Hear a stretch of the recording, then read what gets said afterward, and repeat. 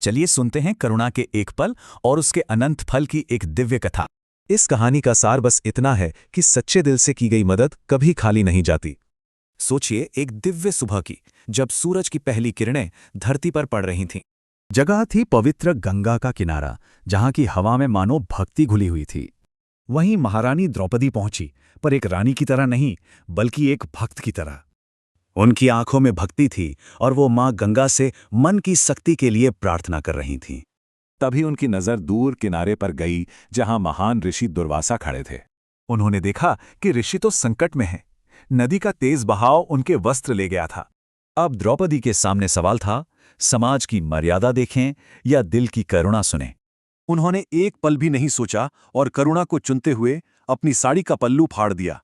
ऋषि ने प्रसन्न होकर वचन दिया, संकट में तुम्हारी लाज स्वयं ईश्वर बचाएंगे।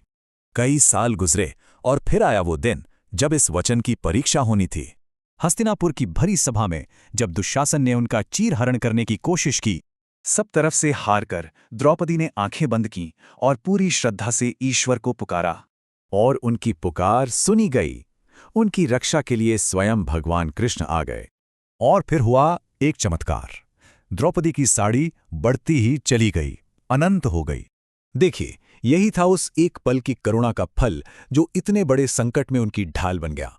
इस कथा का संदेश साफ है, एक छोटा सा पुण्य भी सही समय पर चमत्कार बनकर लौटता है। इसलिए हमेशा याद रखिए, सच्चे मन से की गई करुणा कभी भी व्यर्थ नहीं जाती।